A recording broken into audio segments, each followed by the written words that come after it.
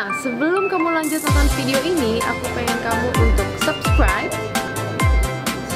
this channel, nyalakan loncengnya juga ya.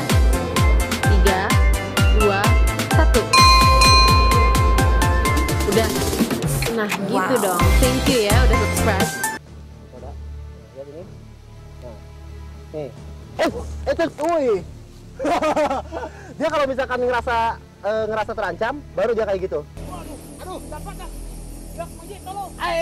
Digigit nih. Digigit. Digigit? Ya. Mana? Wih, kawan Panji lagi coba handling ular ini. Ular ini emang gerakannya cepet banget. Hati-hati. Siapapun gak akan mau digigit sama ular ini karena kalau sekali kena patuk, jangankan manusia, gajah dewasa pun bisa mati.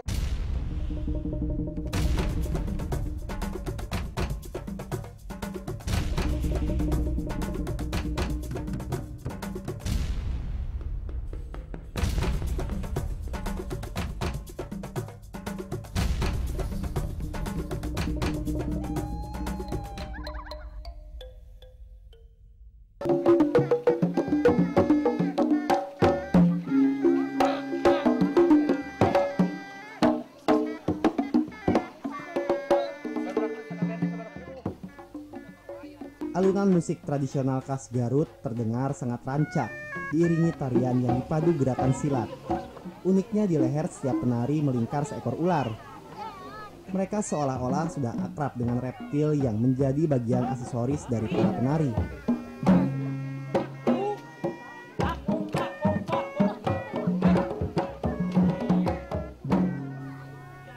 Ular-ular yang tampak manja melingkar di leher para penari merupakan jenis ular koros atau ular lingas. Meski tidak berbisa, ular ini sangat sulit ditangkap dan gerakannya yang cepat biasanya susah diprediksi. Kabupaten Garut memang memiliki banyak kesenian yang khas. Salah satunya adalah tarian pencak ular ini, yaitu merupakan jurus bela diri dan beserta senjatanya yaitu ular. Berbeda nih dengan pencak silat lain yang senjatanya itu golok atau pedang. Kalau yang ini senjatanya ular, lihat. Kadang mereka menggunakan ular berbisa kalau lagi perlu, tapi saat ini mereka menggunakan jenis ular kayu. Pencak ular ini memiliki sejarah. Gimana awal mulanya pencak ular ini ada? Kita tanya langsung ke yang tahu. Kita deketin langsung gurunya. Ayo.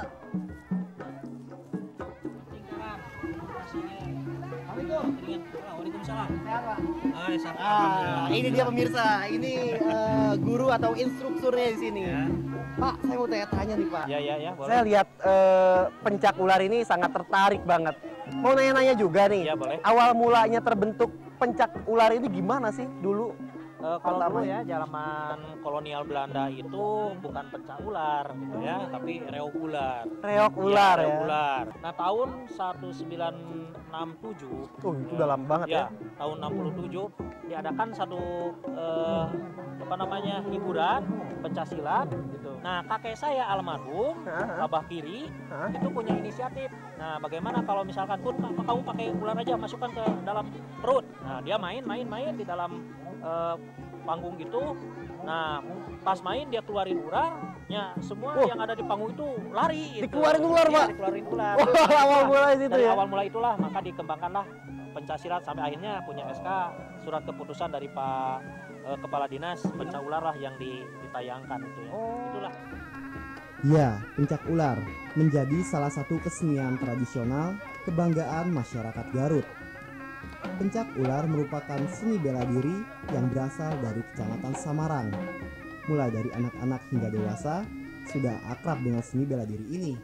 Bahkan sebagian besar dari mereka kebal terhadap bisa ular. Ya, kalau mau latihan boleh kita. Ya. Boleh nih Pak? Boleh lah. Wah, boleh Pak? Boleh ya.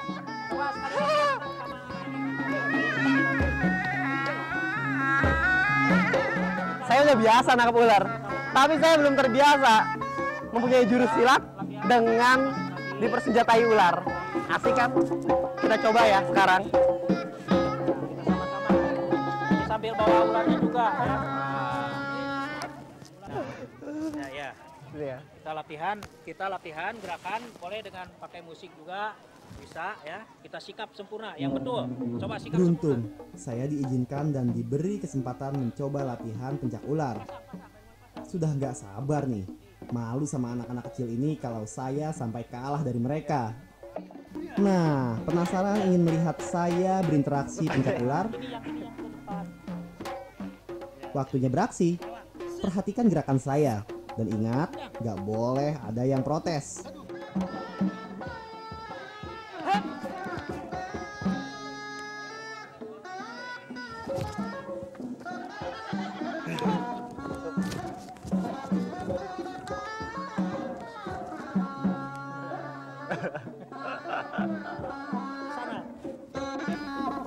Meski bersusah payah, setidaknya saya berhasil mencoba.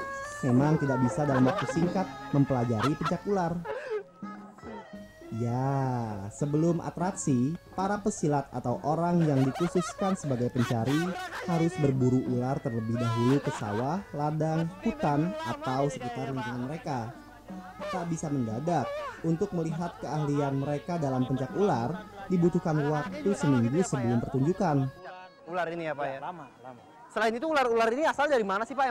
Memang udah dipelihara atau memang kita langsung nyari dari alam gitu Pak? Tidak, di daerah sekitar sini ya, bisa di kebun, bisa di dekat sungai-sungai. Wah, banyak. Masih banyak ular Ya, di sini? masih di sini. Makanya. Kalau bisa misal mencari, boleh kita Wih, kita cari juga. itu yang saya harapin selain belajar Pak justru Pak. Pengen ikut dong Pak, Ya, nyari-nyari boleh Pak lah, nanti Pak. cari Selesai sama Pak, anak-anak ya, selesai ini, pementasannya Pak ya, izin pementasan ya. Bisa, kan?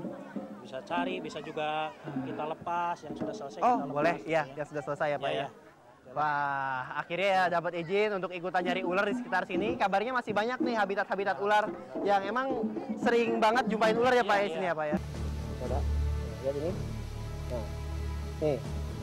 Itu, wih. Dia kalau misalkan ngerasa terancam, baru dia kayak gitu.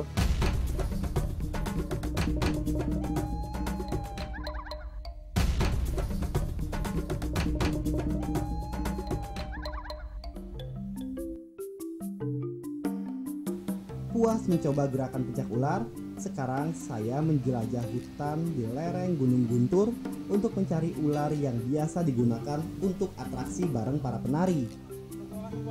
Hutan lereng Gunung Guntur merupakan hutan lebat dengan pohon-pohon rimbun yang mengepungnya, menjadi habitat keberadaan ular. Ladang dan sawah juga habitat ular koros. Banyaknya ular di persawahan biasanya memudahkan kami untuk mencari ular kayu atau ular koros untuk atraksi pencak ular. Apa sih? Oh iya. Hah? Wah, ini bekas ganti kulitnya kan? Iya. Nih, kita nemuin bekas ular ganti kulit dan ini kayaknya jenis ular koros ya, ular kayu. Berarti ada ular Masih ini. ada di sini. Baru ini nih, belum lama nih. Ya, siap. Ntar saya ngambil gambarnya dulu.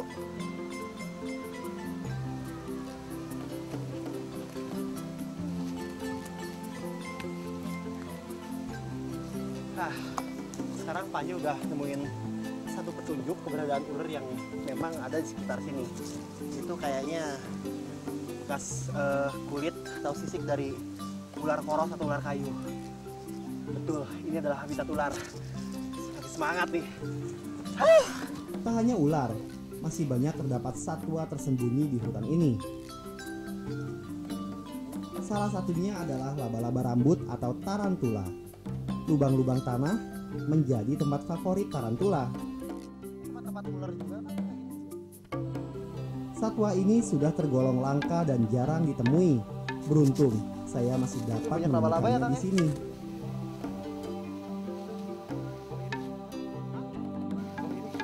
Hah? Apa ini? Oh iya, ini tarantula nih. Apa? Tarantula. Berbahaya itu, berbahaya. Ini bahaya banget ini. Tarantula merupakan hewan pemangsa karnivora, bahkan kadang-kadang kanibal. Mangsa utamanya adalah serangga. Tarantula mampu menginjeksikan bisa melalui sepasang taringnya kepada musuh atau mangsanya.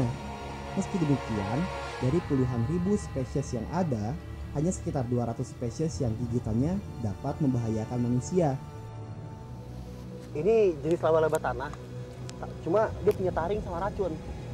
kalau orang kena gigit ini kalau nggak kuat bisa mati. Bahaya ya. Bahaya banget. Coba pegang bentar.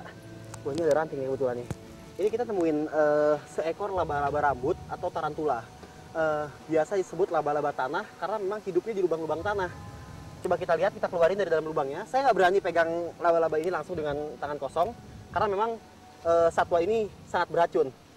Kalau tubuh kita nggak kuat nahan racunnya, itu bisa-bisa kita meninggal kalau kena. Nah, ini. Lihat ini.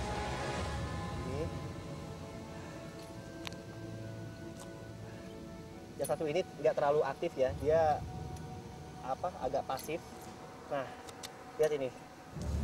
Keseluruhan tubuh dari satwa ini adalah rambut dan kalau dipegang juga agak-agak kenyal ya. Dan beda sama binatang yang lain kayak ular itu nelen mangsanya ditelan. Kalau ini dihisap kayak Dracula.